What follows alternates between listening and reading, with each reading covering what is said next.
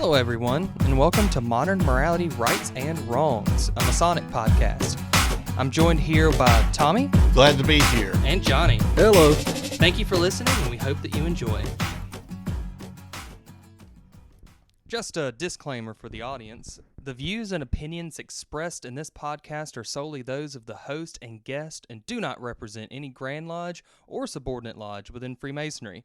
This content is for informational and discussion purposes only. Thank you. Well, welcome back to Modern Morality. This is Mikey. It's good to have everybody back. I'm still joined here with Johnny. Johnny? Yeah, I'm glad to be back too. And been a while. We actually have a new co-host. John is no longer with the Modern Morality thing. He decided to retire officially, but we now have Tommy with us. Tommy? Good to be with you guys and appreciate the invite or the opportunity, both I suppose it is, to join in. Yeah, absolutely. We love having you. So, John may be visiting from time to time. Oh, absolutely. I'm sure he will. He's not gone completely away. For those who remember John, he's a man of many hobbies, and he gets bored very easily, so he will probably find his way back here from time to time. This episode is officially either, we haven't figured out exactly how it's going to work. It's either going to be a sub-channel or it's going to be a second season of Modern Morality. But yeah, today's purpose is to talk about why we came back.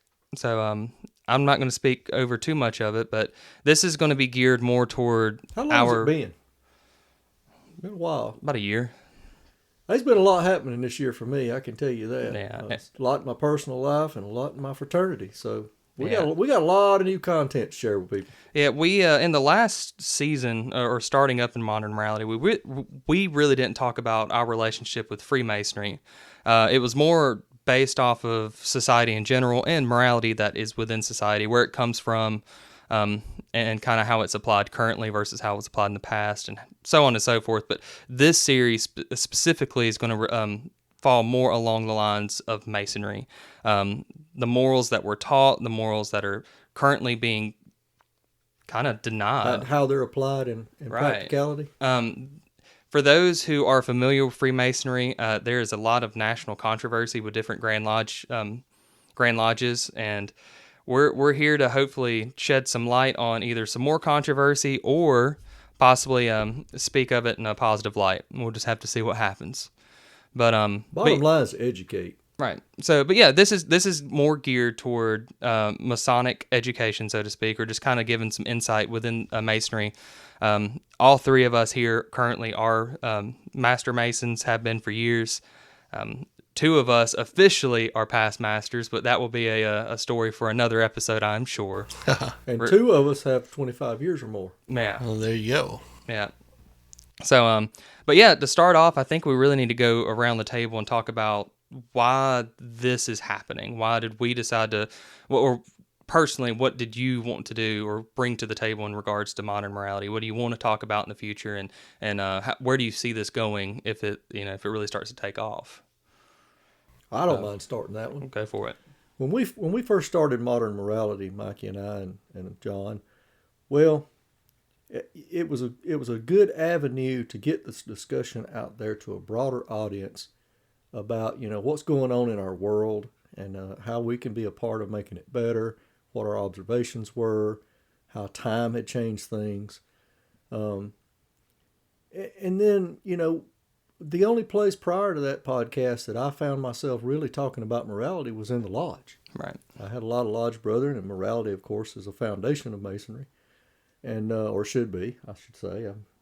That may be tipping off to some of the discussion that's going to come up, but recently it's hard to talk about and have those real discussions and transparency even within the lodge. So I want to revitalize this, and I want to get out there and reach more brethren and more of the general public. This is not a tiled podcast by any means. And this has a disclaimer, and this will be a disclaimer for every episode, and I'll make sure to do it in the future. These are our own individual voices. The opinions you hear on here is those of our own. We do not represent the Grand Lodge of Georgia or any Grand Lodge. or any subordinate or Grand Lodge So these are our opinions solely divorced from the Grand Lodge or any subordinate lodge. So just as a disclaimer, we'll make it more we official. welcome feedback. We welcome other opinions. We would even like to have some of you as guests on the show sometime. Absolutely. And don't think that you have to be a Mason in order to have your opinions, because a lot of this is based off of just the morality of society. Freemasonry was kind of a big foundation in building morality in this country.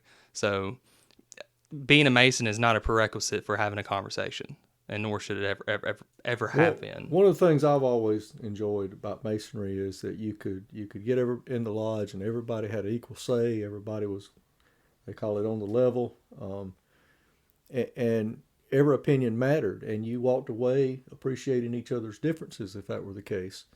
I'd like to see more of that. Unfortunately, I feel like recent events we're seeing less of that. And I think it's more broad than just where I'm active. I see it in the news all the time with other parts of the fraternity as well as in the world.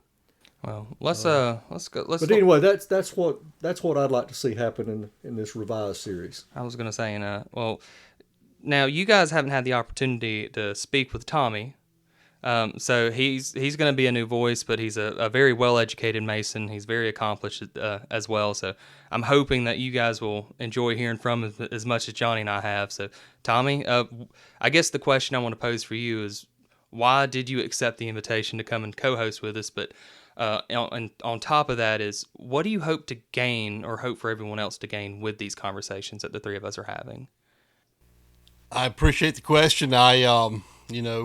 Obviously hanging out with you guys, I suppose, is sort of the short, quick answer to that. But Johnny's answer covers a lot of that ground, and I think that I would actually add to that not only, and both of you made allusion to this, not only is having a ability to speak your mind and exchange ideas in the lodge a foundation of it. It is the origin of it. Right. Right. And so if you're not able to do that, then you're basically not even being afforded the purpose for which the fraternity was founded. Now, you can get into arguments about when Masonry was founded now, but if you the generally accepted, Grand Lodge of England, I think early 1700s, that was where most people are in broad agreement that what we know today as Freemasonry began. Right. So that for starters. And I'm going to back up for just a minute and sort of give a little background for everybody on me, just so they have some context from where I'm coming from besides. So I come to this and basically, and on top of what you already heard from me from interest in joining the podcast, was obviously I've been in lodge based on their earlier comments with Johnny and Mikey. What now is guys, 4 years, close to it, I guess, or if not 4. You've been back in that long. Yeah, well, I've been back in with you fellas. I mean, I had attended a little amount in Virginia while I was there. And to sort of spell that out for folks that are listening. So I, in the area from which we're broadcasting, I grew up in this region, which is Northeast Georgia. And then for 25 years, I spent basically a career as depending on how you want to describe it, government affairs representative, lobbyist. In the words of a lot of people, we'll try not to hold that against you. Try to be ugly about it. So yeah, here we are talking about morality. And we're like, hey, government lobbyist. Right, yeah, right. So, but if it makes anybody feel any better, I would say 80 to 90% of the lobbying I did was for the Defense Department. That may make some people feel slightly better about it. Maybe it doesn't. I don't know, but. Anyway, and that's what I was doing over those years, and attended some lodge in Virginia while I was there, but not to any degree where I was, certainly not an officer, not at all involved in degree work, that sort of thing, but was familiar with it. My father was a Mason. But anyway, came back home here 4 years ago, pretty immediately, just got right back into lodge. I'd remained a member of the lodge, which just so happened that Mikey and Johnny happened to be in. When I came back, and of course they were, as as evidenced by my presence here right now, very active in the work of the lodge, and so immediately became familiar with them, and got active, and when it was all said and done, found myself elected to the East, which is, for folks who aren't Masons listening to this podcast, the worshipful master of the lodge this year, 2024. And there's a lot more to that story, which I'm sure that we can get to at a later point. We'll delve into that a lot deeper in future episodes, I'm sure. And later on, but just a rough and dirty, sort of thumbnail sketch of my background, bringing me here with you fine fellows. That hopefully that'll suffice. And since you've been back, I was actually privileged to have the opportunity to help present him with his 25-year apron. He certainly was, and we were all, and Mike and I were privileged with the opportunity to be present for the presentation of viewers at the last meeting we were all at. Yeah, that's true. I was actually raised in '91. For another elaboration at some point, we can talk about why. But I took an 8-year hiatus from Masonry, and therefore I just now recently got my 25-year award, which I'm proud of. As I'm proud of mine, and Mikey will surely be proud of his, and others that have had their own journeys are as well. I'm gonna jump in and kind of give you my points as to what I hope this turns into.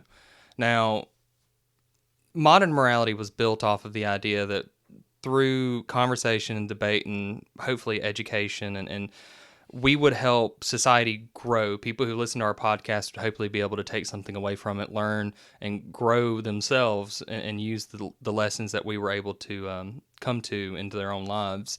Learn from our mistakes. Yeah, exactly. For me, it's the same purpose, just a different vehicle. So Masonry, for me personally, was one of the best things that's ever happened to me. It was a lot of history and lessons and fellowship with great people. And through those lessons and through those rituals that we are, a part of when going through the lodge, we learn a lot about morality of a Mason. The morality of a Mason is we don't hold ourselves to a moral superiority by any means, but our morals tend to be a lot more, I would say, strict. It's definitely more heartfelt than what a lot of people in society today feel. I think your morals are whatever they are. I think that level is not stricter. Taught. I think that one of the things that I always hoped to get from the fraternity, and often did, was that I had a network of people who called themselves my brothers that would help hold me accountable to those morals. Right. And it would help me debate what was moral or immoral in certain unique situations. I don't get as much of that as I used to. Right. I get more opinionated responses, and I get people shying away from things more than they used to. We'll talk about the causes. Yeah, we'll elaborate. I didn't mean to interrupt. No, you're good. We'll talk about the causes here in just a second. The point that I wanted to make, though, is the Masonry that I originally started in, and I've only been in Masonry for about 7 years. But in the 7 years that I have been in Masonry, it has changed pretty significantly, or at least my eyes have been open to some of the goings on of Masonry. And we're not talking about any just one subordinate lodge. It's a chain of subordinate lodges, plus possibly the Grand Lodge.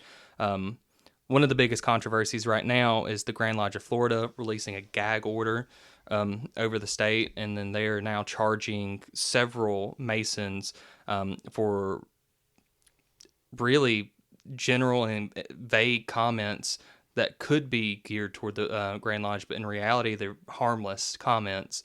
And the Grand Lodge is kind of retaliatory against these guys. But Masonry isn't what it needs to be. It's not what we're taught it should be. And this podcast, hopefully, is just a shine a light of what it should be and what it is currently. And hopefully with this podcast, we might be able to gain a following as, with people who are dedicated, who love the craft for what it should be, and hopefully we can work together to restore it to its glory. Yeah, I think I would want to jump in just real quickly to say that,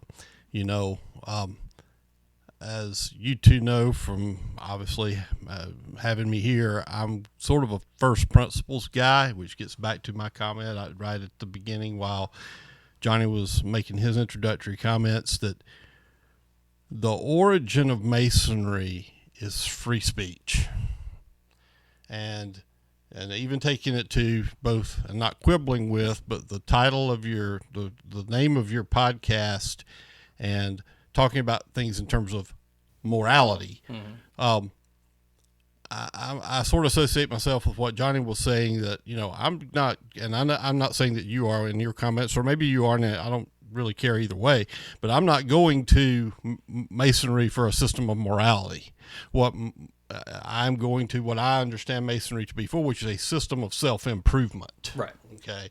And that the other people that are other men who are there with me are there for that same purpose, which is to improve themselves. And this is going to be another big topic for another discussion at some point. You're right on the money, Tom. It shouldn't be our source of our morality. It should be a vehicle in which we can practice our morality. Right. In which we can improve ourselves. I 100% agree with that. And in order for it to work, the men, keep coming back to it, it's a fraternity, it's men who are there have to be they should, but according to the principles of the fraternity, they have to be there for that purpose. Right. That is what you oblige yourself to when you are accepted into, and you take the obligation to become a member of the fraternity, is that you are sincerely looking for self-improvement and are going to actively pursue that. Right. And I think that is, quite frankly, a big source of a lot of all the things that we are likely to discuss. Yeah. Now, and to kind of add on to that point, without giving any quote unquote secrets of the ritual work, one of the main questions that is asked over and over and over in multiple degrees, officer installations, is it of your own free will and accord? Correct. And that question alone, if you answer no, you wouldn't go any further, because Masonry is built off of people who it should be built in a way that people who want to self-improve or improve themselves have that system of brethren who will also lend a hand in their improvement. That's right. So yeah, that's also the reason for one of the biggest perceptions that people have of the fraternity is that they want to be invited, and you can't be invited because it's got to be your own free will and accord. That's right. Correct. Now, another discussion we can have one day, and this is something I would love to go deep in, is how Masonic education is not something to be proud of anymore, or people don't take pride in it. Therefore, due to their fear of saying too much because they're uneducated, right, the numbers have gone down because people don't know what they can and can't say. We might ought to reserve a whole episode for Masonic education, because Mikey, you just hit a broad subject there.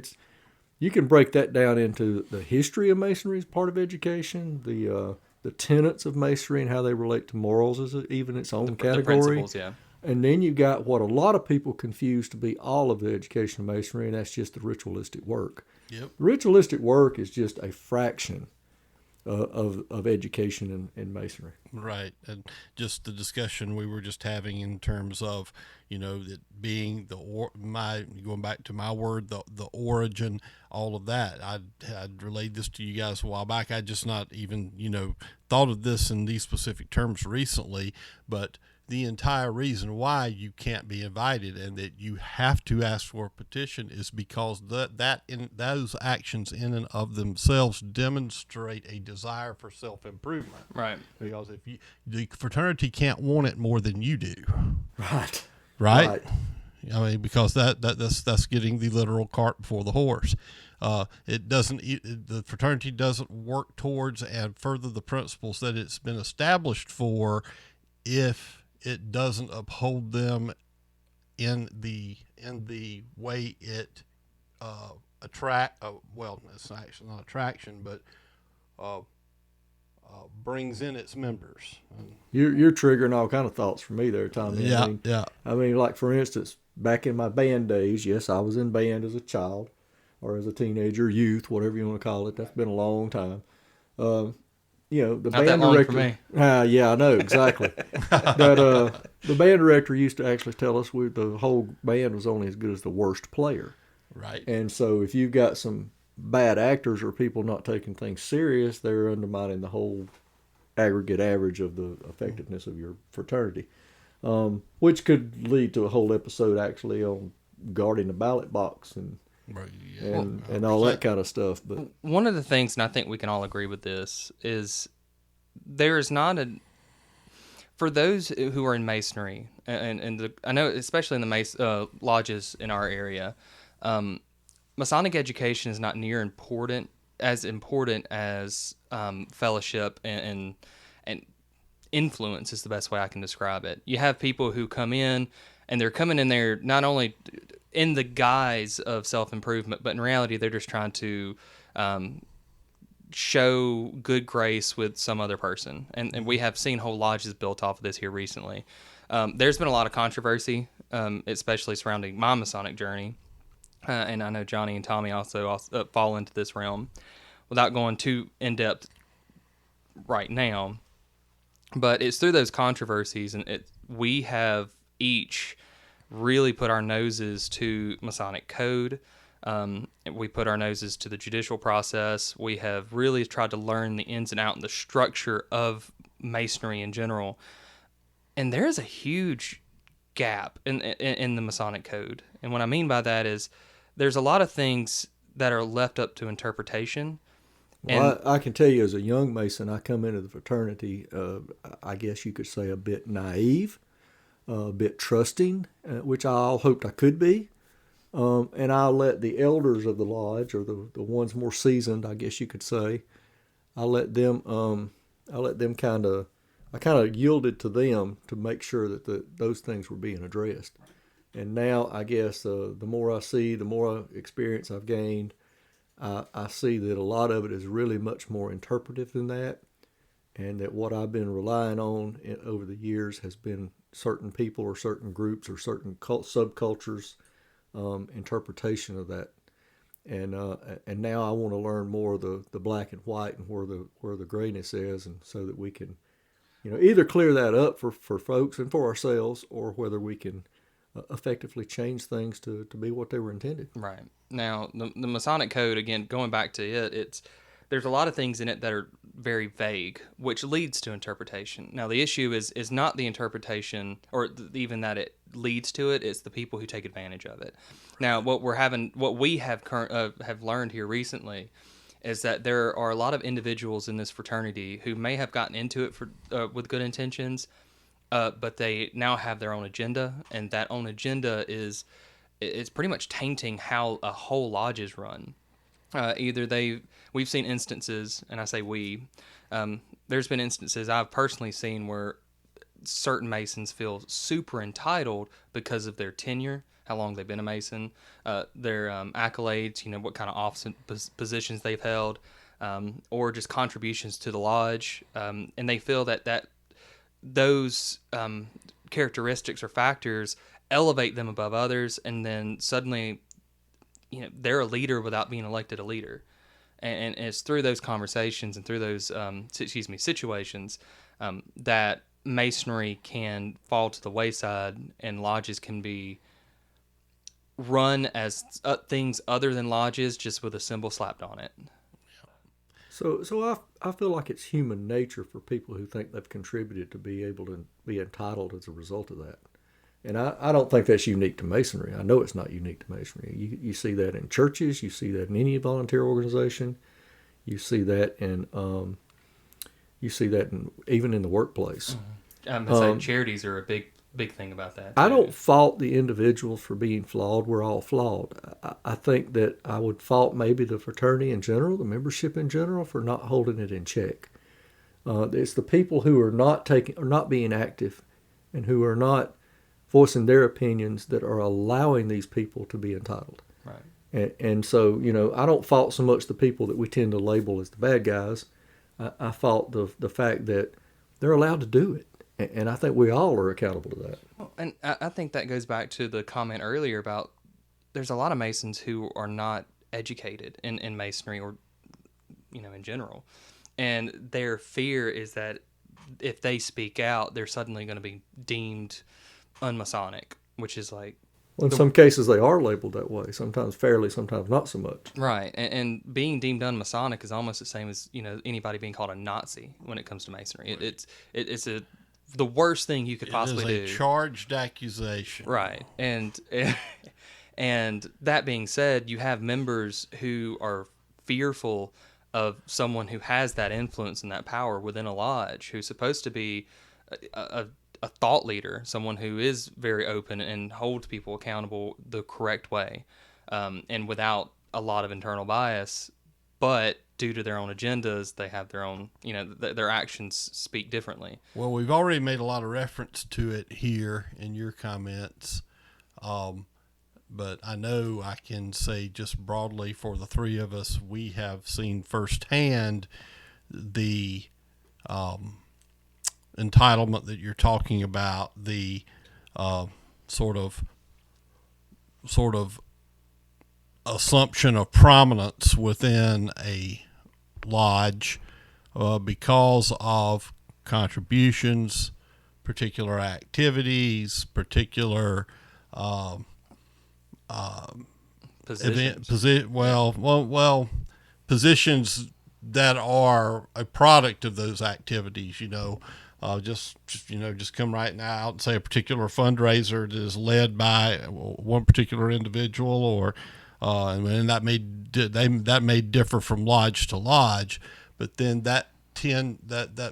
and I know for a fact, not just on our common experience here, but other conversations I've had in this area with other members of other lodges, that's not uncommon. No. Oh, it's very common. Yeah. And the problem there is, it gets back to, this, quite frankly, the simple fact that we're sitting here and having the podcast, this is all about education is what it really gets down to.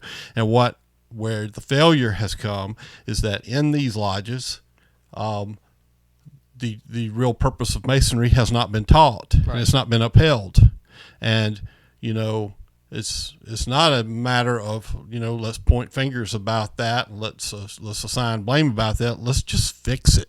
Amen. Let's just fix it. Well, and that's, again, part of the reason for this podcast personally is I have told these gentlemen several times in the last several months, I don't mind being the person who holds the mirror as long as I feel that I'm in the right and I'm doing. Oh, you got to identify problems. Right. Yeah. I'm pretty sure that's not what you're making that comment about in reference to what I was just saying, but it's not about not holding, as Johnny frequently says, conspicuous things that need to be identified, but it's not saying, well, you did that on purpose, or this lodge hasn't cared about the ceremonial work for ever how much longer time, and who's to blame for that, or why did that happen that way. That's kind of more what I'm talking about. That all that stuff really doesn't matter, but in order to solve a problem, you got to identify it, and it's got to be addressed out in the open. Right. Well, and honestly, I think that's what has kind of been an attack here recently is it's either out of fear or manipulation or whatever that looks like. A lot of voices are being kind of squashed. Yep. And that open discussion and those open conversations are not happening. And it's a lot of back talk or channels outside of lodge. I was going to say worse than that. It's not that it's not out. It's purposely not out in the open. Mm-hmm. It is purposely being kept to the back channels you're talking about, or side talk, or however you like. And that side talk is a phrase that's used in Masonry a lot. I had not heard it as much before I got back in lodge, but yeah, that's exactly what it amounts to. One of the things I want to clarify too is that in Masonry, officers can be elected or appointed depending on what the office is. Now, the elected officers are representatives of the body, but that doesn't give them total power. One of the biggest misconceptions with the leadership of any lodge is that because they were elected, they now have decision power over everyone else, and that's not the case. No, in reality, once you're elected position, you have a bigger servant attitude to serve them Right. than 100%. you do as a regular member. Matter of fact, I've heard a lot of people say, that their obligations are so and so, that they're only going to do their obligations. You take additional obligations, and they're actually more for serving than they are for leading. Absolutely. When you take those roles. And one of the biggest things is I was going to tie back into was with these back channels, lodges are being run by cliques outside of the lodge. All these back channels are the decision makers of the goings on. In reality, the lodge meetings have become just almost a chore. They have to be done because they said they were going to be done. But in reality, the decisions that are being made way before a lodge meeting, and they just get confirmed at an open meeting. Now, when you say outside you mean people that aren't a member of that lodge, or you just mean the lodge members themselves are doing it outside of meetings? Or both? It could be both, honestly, absolutely. Now, typically, in our experience, or my experience, it's typically 2 or 3 brethren who've been doing certain things for a long time, who have that influence over a large swath of the membership. They're the ones who are making the decisions, is whatever benefits them or whatever they feel is right. And then they convince everyone else before a meeting. So when the meeting happens, everyone throws their hands up and vote, and whatever they want happens. Yeah. No. And that, in that characterization is, which I'm not disputing at all, is massively corrosive to a lodge, or frankly any organization that is based on equal participation of the membership, which is again a foundation of Masonry. Right. Mm-hmm. On the level and the rest of the things that were mentioned at the top. I think you probably saw that in government a lot too, Tommy. Is how it's presented, when it's presented, and who presents it can make all the difference in the world. Oh yes, sir. That is mother's milk stuff of politics, sure. And I mean, and let's not pretend that that there's no politics in the lodge. There absolutely is. Probably more, actually. And the reason I say that, Well, it shouldn't be. there shouldn't be. But and you and I have personally had this conversation for years. We have had it over and over and over. Is that in any business, in any job that's paid, when you have a leader, sometimes those employees, quote unquote, feel like they rely on that boss for a paycheck or whatever. So they tend to do a lot more, or put up with a lot more. Masonry is a volunteer army. The leadership style is completely different because these people can just up and leave whenever, which means the politics behind it have to be elevated. You have to make sure you're pleasing everybody in order to get the influence and power for you to get elected to the next spot. Well, the trouble with the characterization, to describe it that way again, of what you were describing with the back channeling and side discussion, nothing going on outside of lodge, where that becomes the problem is when those discussions get brought to lodge, or they're not discussions that are brought to lodge. They are decisions made ahead of time that are brought into lodge without the information of the membership, presented as, in whatever form they have ahead of time been decided to be presented, with no discussion. And that plays into what you were just talking about, where you've got a membership that, through lack of education or whatever the case may be, tentativeness, maybe if you haven't been there for a while and don't feel like they have the standing or whatever to contribute or whatever, just taking what amounts to orders from down on high. Time comes for as you say, raising their hand and moving on. And that's anathema to Masonry. That's not what Masonry is supposed to be. If you've got a question about something, if you want to discuss it, you are on the level with every other man in the lodge, and you have every right at any point to stand up and say, this is what I think about this, or I have a question about this. How did that happen? What can you tell me about this? And there is, you're absolutely right, Mikey. There's a what has been incredibly disappointing to me over the last year, for sure, the last couple of years since I've been back and active in Masonry in Georgia, is just the near absence of that, and that's incredibly unhealthy, and frankly, a lot of the reason we're having this discussion right now. Right. No, it's definitely changed. Now, when I was worshipful master, when it was time for discussion on anything, I tried to make it a habit to say, guys, don't let me be the only one who talks, because it's not my decision. And when I was elected to the East in my year, the very first thing I said was, I'm not running this lodge. We're running this lodge. Well, it was hard to take the floor from you, but I tried a few times. Yeah, absolutely. Right.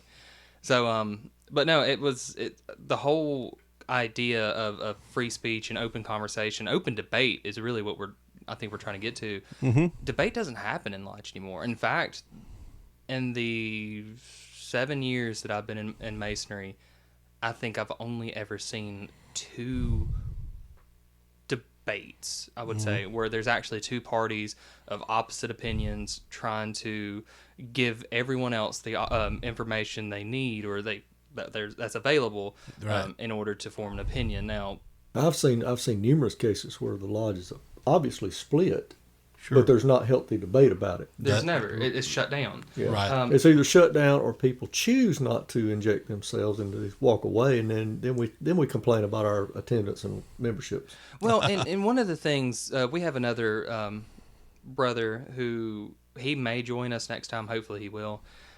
Who's had a lot of stuff going on, but anyways, he said something that actually kind of spoke to me, and I've used it several times. So in Masonry, we have this idea of peace and harmony. That's what we strive for. It's what every lodge should be run with, is peace and harmony. At the end of the night, even if we don't disagree, we shake hands and we go about our way as brethren with no ill feeling. Peace and harmony has become misconstrued. People fear that if they say the something, avoidance of drama is harmony is right, what they're defining. Right, and and 100%. And then y'all have heard me beat this drum a lot, right, which is that has, in its most nefarious form, is used by those who want to exercise the maximum control to be the ultimate goal. Peace and harmony at all cost, which is not peace and harmony at all. What that is totalitarianism. Peace and submission. That's right. Submission. Right. Exactly. And the brother I was talking about, his phrase is not peace and harmony, it's peace and quiet. Peace and quiet. Right. There you go. Yeah. And he said that, and it speaks a lot of truth. People use the idea of peace and harmony as a way to manipulate the others to not share their opinion. Right. I think, Tommy, though, one thing I'll add to what you said, and you mentioned authority, that they want the authority is the reason they're doing it. That's part of it. I think the other part of it is some people just can't take criticism. And if your opinion varies from them, they get very defensive, and that's not Masonic at all. No, and that goes back to Masonic education. And again, I'm sure we'll have another episode on it. When it comes to Masonic education, the idea of you coming into a lodge wanting self-improvement means that there's going to have to be constructive criticism. The only people who can give you that constructive criticism is other brethren.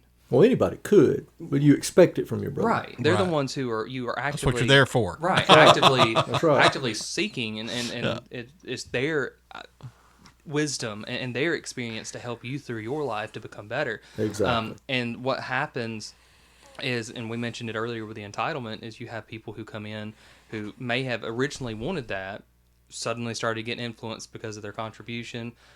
People start relying on them or whatever, and then they build that influence and power to the point where they're relying on it.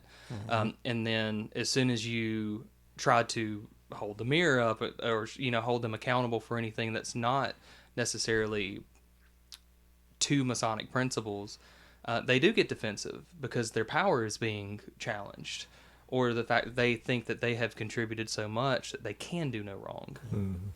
So it's a very complicated and messy issue. But overall, I think the idea behind this podcast, especially with the introduction, is why we're wanting to do it. Well, guys, I think you can hear in the conversation that there's been a lot of personal stuff going on with Masonry, but overall with with the states and the Grand Lodges of several states, that Masonry is being used as a mean for I don't want to use the word totalitarianism, but essentially is what it is. It's people are trying to earn power. Well, let's use some future episodes to try to define what it is, because I'm not sure that's exactly what it is, but it sure has the appearance of that. Strong elements of it, yeah, for sure. Right. Now, I think before we conclude, we have a lot more we could talk about, but I do want to ask really quickly, where was Masonry when you guys came in?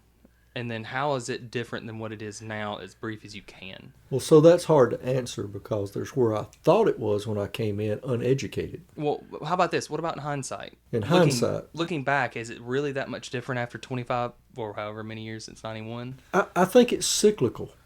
I think that, and I've been a member of multiple lodges now, and I've seen each one of them have good times and bad times. I've seen them where their membership was booming. I've seen them where there was plenty of harmony. I've seen them when there was hard to get anybody to attend a meeting. I've seen, and here's the thing I believe happens in those cycles. I think you have cycles of people who just it's not their priority anymore, and they don't want the drama, they don't want the toxicity, so they pick other things in their life to focus on than their lodge. I think those people are not speaking their mind enough to keep things in check. And I think that that's what happens on the downside. On the upswing, you have a lot of people come in there. They're very vocal. They speak their opinion. You have healthy debate, and lo and behold, you end up seeing all the rewards of that come out in the effectiveness of that lodge and its community. Right. And I think that to ask me if it's before or now, I think I'll see it again. I think it's going to be cyclical no matter where I'm a member. I don't think the lodge I'm a member of makes that big a difference. We can talk about how there are different subcultures at every lodge. But I think just in general, we're talking about human nature and human behavior, and we're going to get back to what originally modern morality was all about, is how it's applied in the real world, not just fraternity. Fraternity is just a good common thing for all of us Masons to use to hang on these discussions. But no, I think this has been a good first episode. I think that we have definitely shown the broadness of what we can cover here. I think we've got to get more focused on future episodes. Oh, most definitely. And tell me from a technical standpoint, are we set up now where our audience can give us their comments, give us their feedback? Their opinions are just as valuable as ours, even if they don't agree with us. Right. Especially if they don't agree with us. I'd like to hear some of that. I'd like to hear some suggestions for future episodes. Right. I'd like to hear volunteers that would like to come on and share their thoughts and opinions. Good old reality checks. Good. Yeah, there you go. Well, Tommy, I'm going to throw the same question to you. I originally asked what was Masonry like when you first started versus what it is now, but I think I'm going to ask the same question or clarifying question with Johnny. In hindsight, was it the same then as it is now, or was there differences? Well, that's real good, because that's how I was going to answer it.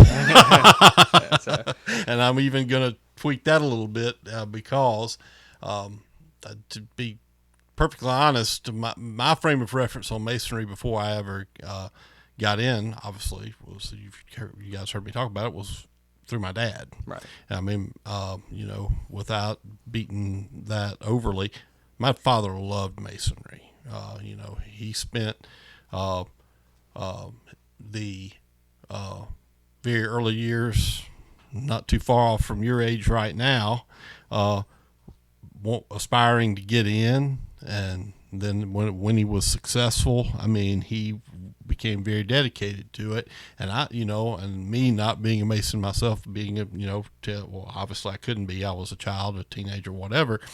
You see that, and it's not like Dad was running around the house, talking about Masonry every 15 minutes. He wasn't doing that at all. He didn't do it at all. But you could tell, though, just in the things around the house, Masonic Bibles, the Masonic manuals, the different his lodge certificates on the wall, all those different sorts of things, that this was important to him. And of course it couldn't help but come through why it was. And Well, ultimately, we want to be seen for the improvements we made through masonry, and it should reflect in our lives. And I'm sure you saw that with your dad. 100%. And which gets back to the whole, self-improvement theme. I didn't mean to say, well, I guess maybe I was hammering it, but for however you, again, like to characterize that. But in the limited amount that I participated in masonry after I came into the fraternity, because when I came in, unfortunately, I was already in Northern Virginia, Washington, when I came into the fraternity, and probably should have been a lot more active than I was there in Virginia through all those years that I was, but I wasn't. That's on me. And then came home and have now been very active for the last 4 or 5 years. I can't help but say, well, a lot of what I've seen is very disappointing as opposed to the ideal that I had seen in what I believe my dad's conception of and feeling about masonry. I think what he loved is certainly there. I know that it is because I'm more educated now by leaps and bounds. And for those who, I guess my dad passed 11 years ago, so he's no longer with us. So that's why I speak a little nostalgically about this too. But just trying to be just very matter of fact and as unemotional as I can about it. Being much more educated about it, obviously, than I was during the time that I was alive and a Mason, and with him, and the periods that I attended with him, and so on and so forth. I unfortunately feel like that if for lack of a better way of putting it, and this is obviously colored by my own background, that the politics of our time to a large degree have come to pervade masonry. And maybe that's an episode right there too. And I think that would be the sort of most kind of one-line summary that I could give you an answer to that question. And I probably, based on whatever else you've got left to say, is a good way to bring us to an end here. Well, I want to add a little bit after hearing y'all's responses there. I mentioned cyclical, and I do believe everything's cyclical. But I'm also hearing a common thread here from all of us that education keeps coming up, and so does experience. Mm. And, when we first joined, we yielded to others we thought had more of that. Right. And, if there's one trend, though, that I see that's not necessarily cyclical, that is truly becoming a trend, it has to do with the declining of the fraternity and membership and attendance. And the result of that being that a lot of our newer officers don't have that experience. Yeah. I'm seeing numerous lodges who their top officers have only been in the lodge a year or two. Right. And that can't be healthy. I'm sure we could elaborate in some episode on how we could address that, but right. I've got a few ideas on it by using, actually relying and pulling in people with experience to help with that. But I know we're trying to wrap up, but I'm sure one of those is quality over quantity. Yes. And it's hard to make that argument, particularly with the higher levels of leadership in the lodge, when right. you hear the phrase "dying fraternity" so much. Right. But part of the reason that is contributing to back up. That's way too convoluted. Way too convoluted. At least a reason for that situation are, I would argue, some of the measures that have been taken in the name of membership that are accelerating the problem. Well, I'll give you my brief on it. For me, I started in 2018, I don't think it's changed at all. I think it has been just as political as it has been since I started. The only difference was I was too naive to see it, and it wasn't until I left one lodge due to controversy, joined another one, and because I was naive, I trusted everybody as we're taught we should. That's where we should do. What we should do is trust our brethren. And it took me a while, and it took my morals being tested for me to see where certain key players were and what their agendas were. Same thing, controversy at that lodge, went somewhere different. Seeing that I couldn't effectively change things, I went to a different lodge. And kind of the same thing, the morals here being tested.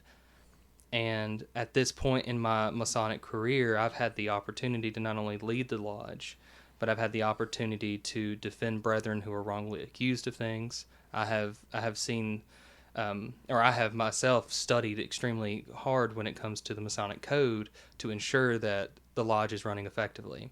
Now, in hindsight, if I had all the knowledge I had when I came in, my first lodge probably would have ended up differently, because I would have been more outspoken. Same thing with my previous lodge, or the lodge after that, the one I'm not currently a part of, but the one before. But now I've gotten to this point where I am extremely passionate about what Masonry is supposed to be. And with the knowledge that I currently have, I think that there is an opportunity to affect change. But there's a lot of things that we have to address that are political, that is going to be our next challenge.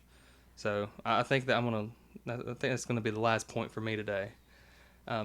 All in all, I think, guys, you can hear that there's passion. We all love the fraternity. We just don't agree with every action that some of these Masons have done. I love the tenets of Freemasonry. I love what it stands for. The ritual is gorgeous. Right now, I'm a little bit frustrated with the effectiveness of it.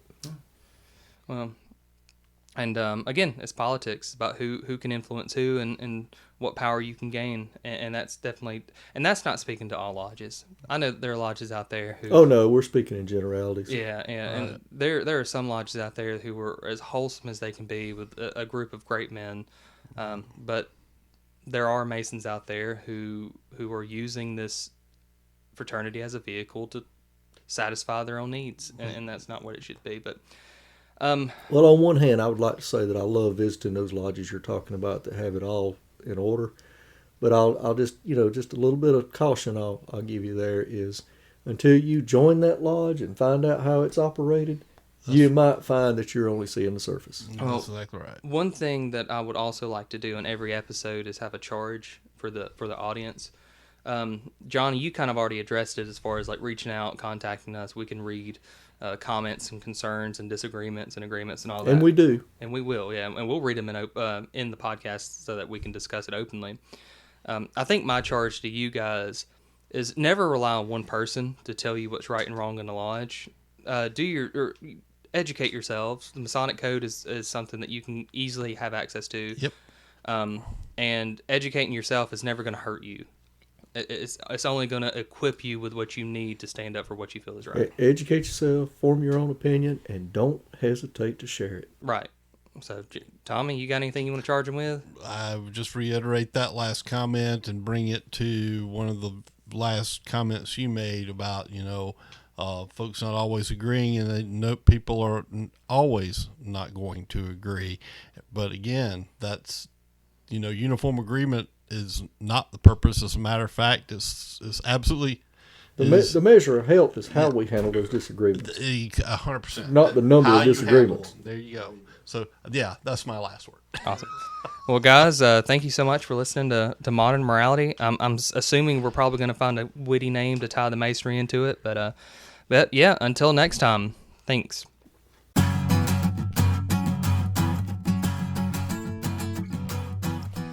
Thank you for listening to Modern Morality. Please visit our website at modernmoralitymedia.com and leave us some feedback about the show. We look forward to exploring more with you. Until next time.